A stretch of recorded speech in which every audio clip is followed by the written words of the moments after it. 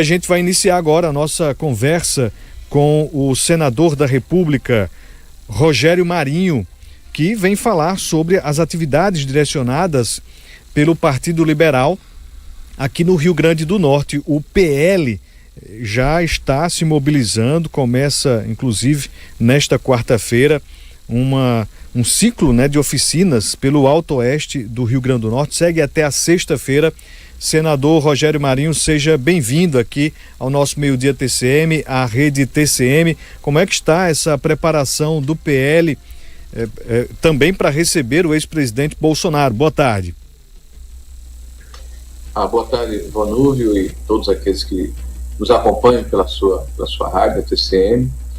Dizer da nossa alegria de estarmos preparando aí a chegada do presidente Bolsonaro, que hoje é, indubitavelmente, a maior liderança popular do Brasil, né, e que, voltando ao Rio Grande do Norte, ele que tem ido com tanta regularidade ao nosso estado, sempre trazendo boas notícias, vai iniciar um projeto que nós denominamos Rota 22, dia 11 de abril agora, próxima sexta-feira, dessa que vem, há 8 dias, né?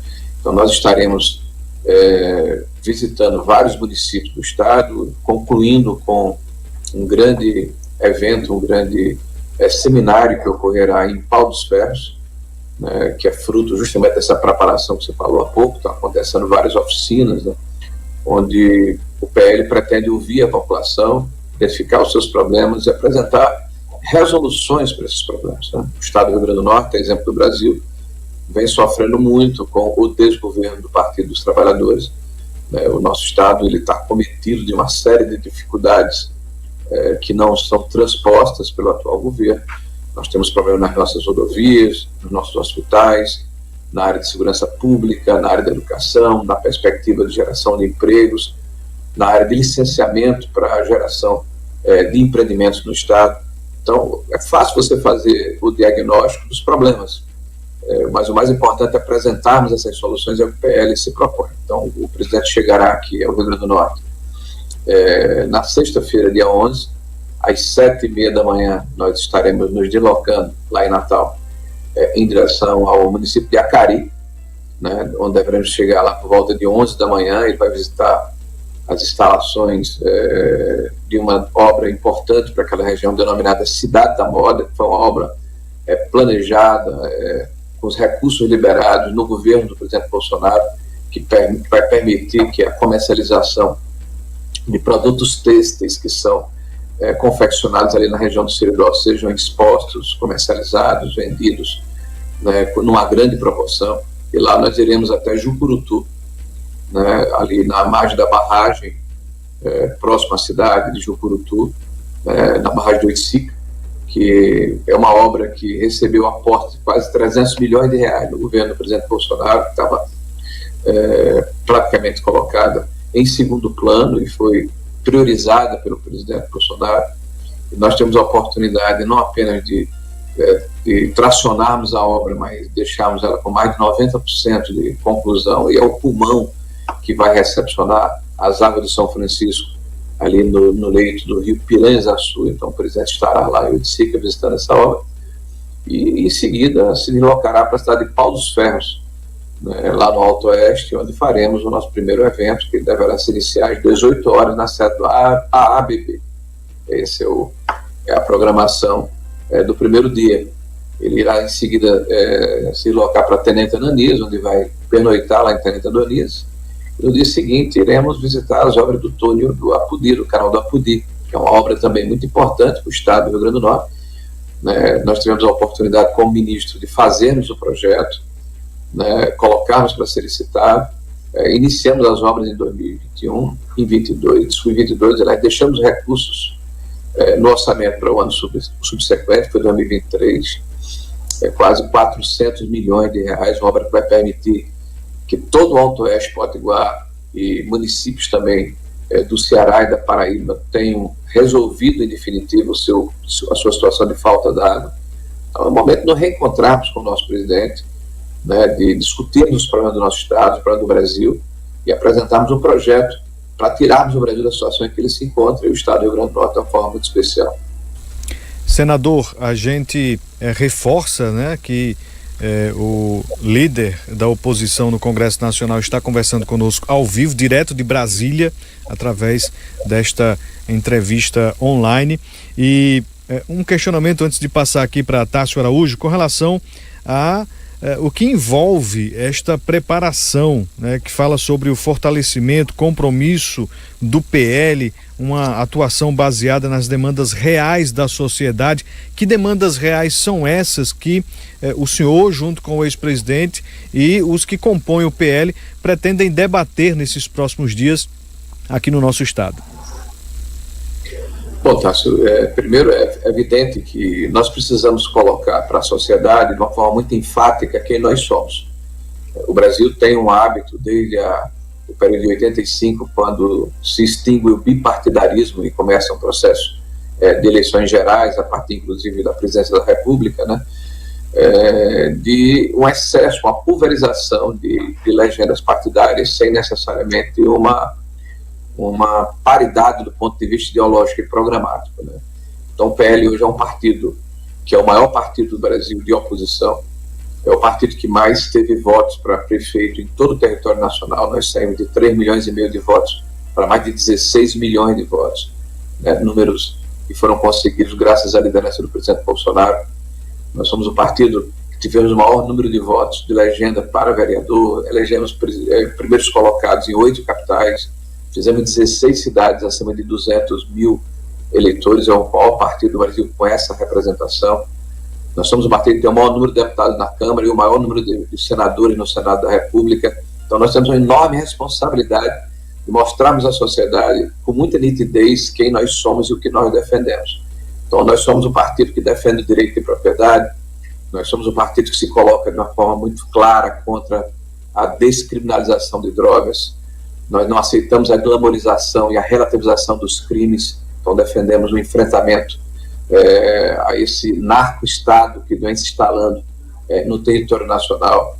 Nós somos um partido que acreditamos na livre iniciativa, no empreendedorismo, e por isso mesmo nós defendemos um Estado enxuto, um Estado que atenda ao cidadão e não um Estado leviatão, um Estado hipertrofiado, cheio de cabides de emprego, né, que gera burocracias e dificuldades para quem empreende e quem produz no nosso país. Então são conceitos que necessariamente são defendidos por esse partido e que precisam ser transmitidos para a sociedade até como uma marca. Agora, nós não temos uma fórmula pronta sobre a resolução dos graves problemas, por exemplo, que o Estado do Rio Grande do Norte enfrenta. E por isso o Rota 22 se dispõe a ouvir a sociedade a partir das oficinas que estão sendo realizadas, dos seminários que estão sendo feitos. São 9 grandes seminários, são 35 oficinas. O presidente Bolsonaro vai dar o pontapé de partida para mostrar a importância e a adesão da cúpula nacional do partido a essa ação, que não vai parar no Rio Grande do Norte. A partir do mês de julho, nós estaremos em outros estados da federação, em outros 4 estados do Nordeste, e pelo menos mais um estado em cada região do país. A ideia é que em todos os anos ímpares, né, que não tem eleição, o partido se prepare no sentido de buscar essa relação natural entre o partido e a sociedade que nós representamos, né, para que nós possamos, inclusive, identificar lideranças políticas que têm interesse de se colocar como candidato nas eleições subsequentes de 2026. O PL pretende fazer novamente a maior bancada na Câmara Federal, não apenas no Rio Grande do Norte, mas em todo o território nacional. Nós temos uma missão de fazermos o maior número de senadores da República, porque o Senado da República é o poder que necessariamente faz a fiscalização e o acompanhamento das ações do Supremo Tribunal Federal. Então é necessário balizarmos essas ações, equalizarmos esses poderes e restabelecermos a normalidade democrática do nosso país, e advogamos que isso tem que ser feito através do voto, da democracia, da Constituição, né, para coibir atos arbitrários que estão se tornando tão repetitivos que são banalizados pela imprensa. Né, hoje, por exemplo, nós tivemos a notícia de que o ministro Alexandre de Moraes encaminha ao Ministério Público há 16 dias um pedido para que seja avaliada a possibilidade da prisão do presidente Bolsonaro ou medidas cautelares pelo motivo de que ele, o presidente Bolsonaro, estaria quebrando a ordem social quando ele pede liberdade, quando ele pede anistia, quando ele convoca manifestações populares que são previstas na Constituição. Então, esse nível de arbitrariedade, de totalitarismo, de tentativa de intimidação não são toleráveis na nossa democracia, e o PL se coloca de uma maneira muito firme no sentido de restabelecer esses laços que são preconizados pela nossa Constituição. Tássio Araújo tem um questionamento para o senhor, senador. Muito bem, boa tarde, então, senador Rogério Marinho. Senador, ainda sobre esse gancho da situação do ex-presidente Bolsonaro, já pensando em 2026. Mediante ele agora se tornou réu, um placar de 5-0, o Supremo acatou a denúncia, e mediante um cenário de um futuro julgamento, senador, eivado de aspectos, conotações políticas, e eu diria até previsível na sua decisão, numa iminente condenação do ex-presidente Bolsonaro. Tudo bem que o Rota 22 está fazendo o trabalho de trazer, né, a figura, como o senhor destacou, maior ícone da liderança da direita no Brasil, percorrendo o país, se fazendo presente, o tornando sempre em evidência. No entanto, tem um julgamento aí, e é muito previsível esse julgamento para muitos setores da sociedade. Então, qual seria, eu pergunto, apesar dele ter dito naquele encontro que teve do PL com Valdemar da Costa Neto, na saída, de que ele não está fora da corrida, né? Não tem por que se colocar fora da corrida, mas, diante das circunstâncias, senador, qual seria o plano B do PL e da própria direita numa iminente condenação do ex-presidente Bolsonaro? Bom, boa tarde, Tássio, obrigado pelo questionamento. Me permita só, eu não posso responder isso assim, sim ou não, tá? Então, vou tentar fazer isso em 1 minuto e meio.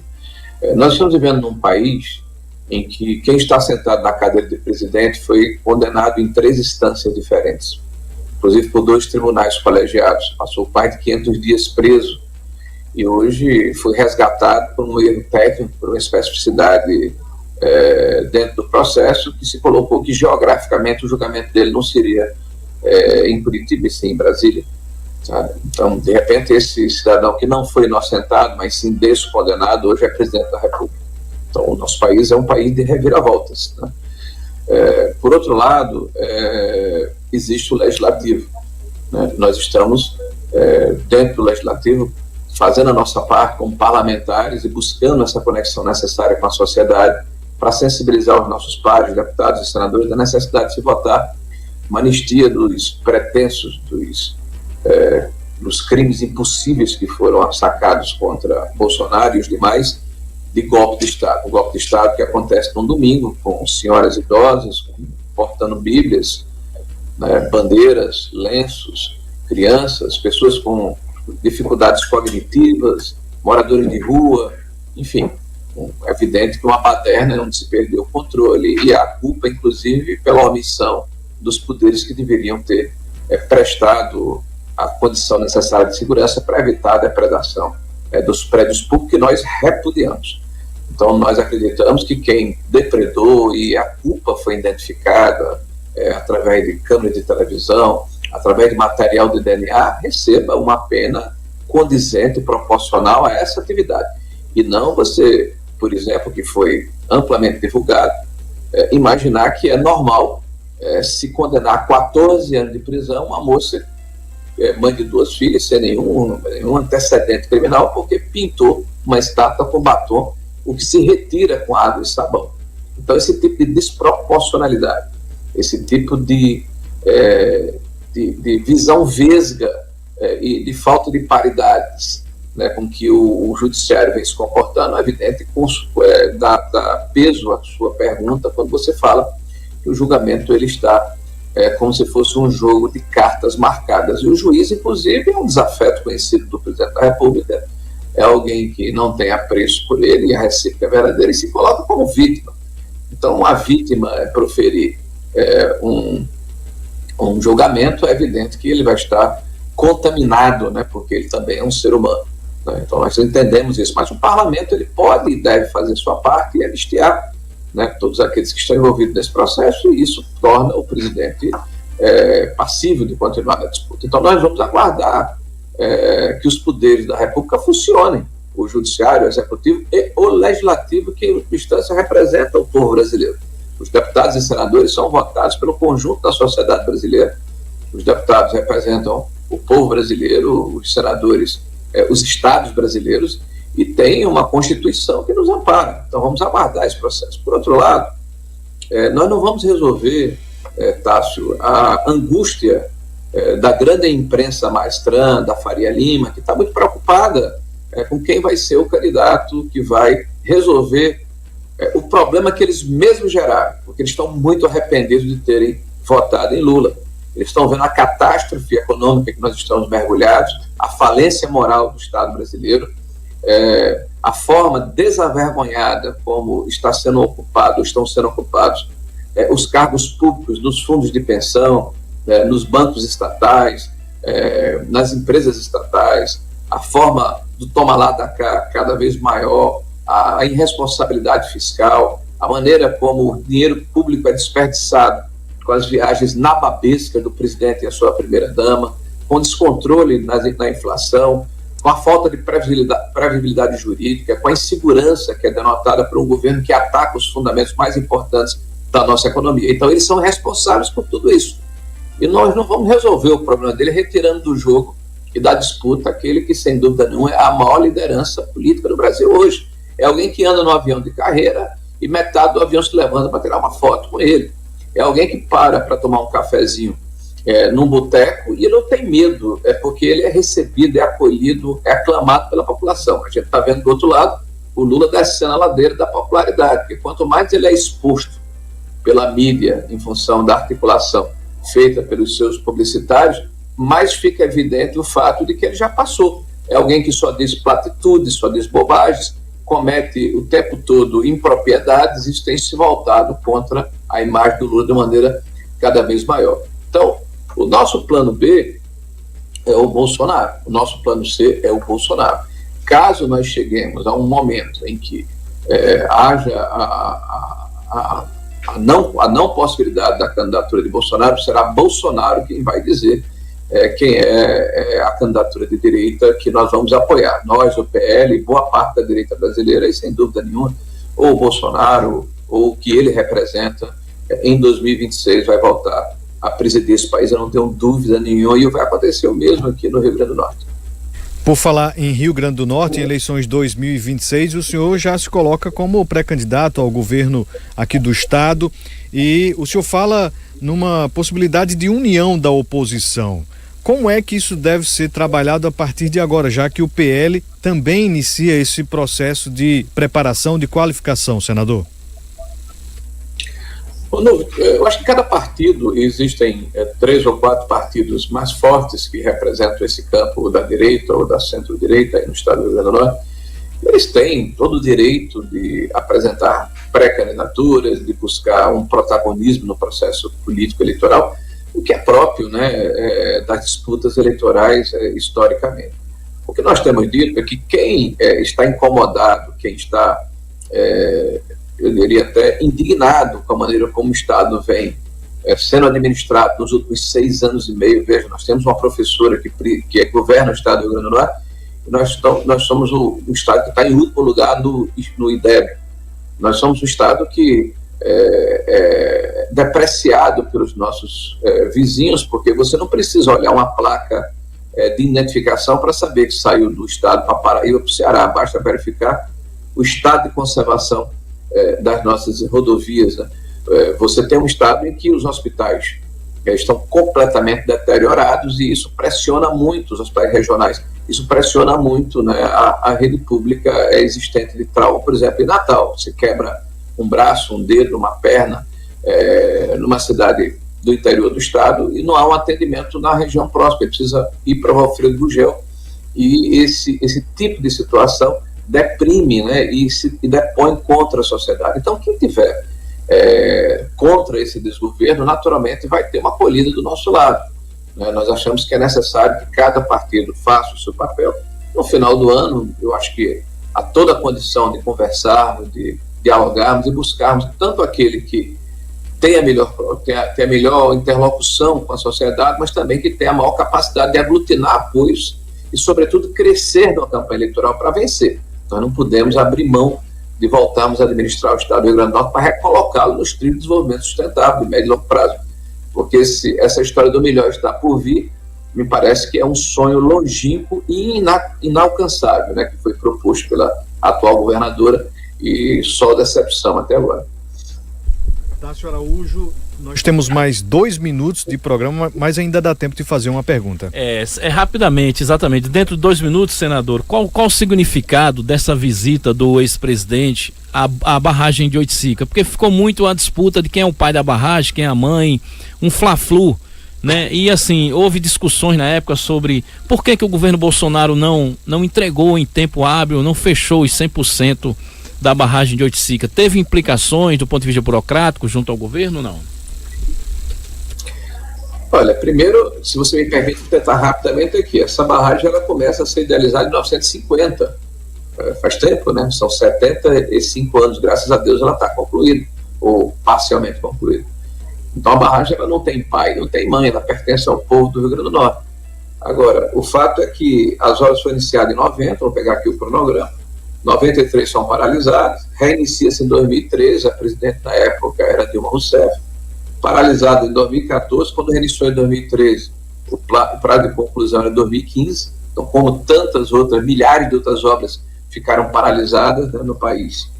Ela é reiniciada em 2016 com o Temer, né, e é concluída agora em 25. Ocorre que em 2022 nós mandamos mais de 300 milhões de reais. O presidente Temer e o presidente Bolsonaro juntos aportaram 60% de todo o recurso que foi disponibilizado na barragem ao longo de mais de 70 anos.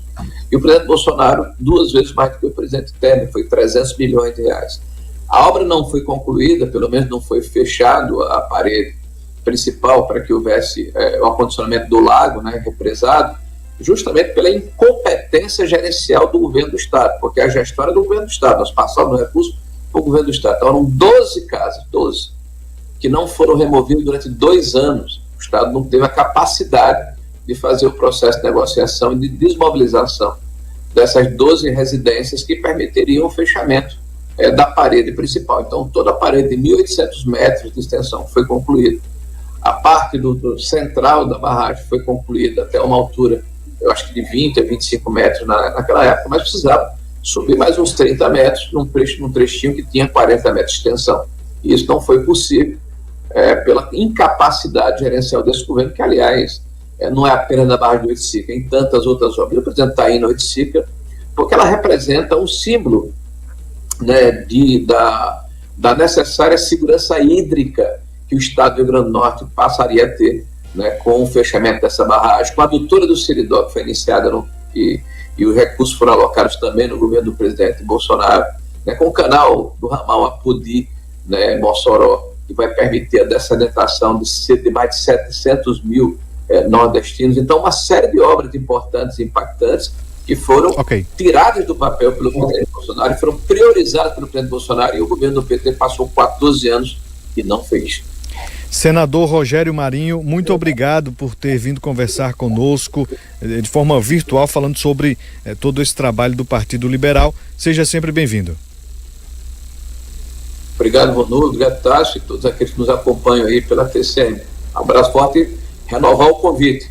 Dia 11, às 13 horas, nós estaremos lá em Oiticica, às 11 horas antes em Acari, às 18 horas em Pau dos Ferros. Todos são convidados. E obrigado, senador, a gente vai seguir acompanhando, né, e informando o ouvinte, telespectador aqui da TCM. Até a próxima, senador Rogério Marinho.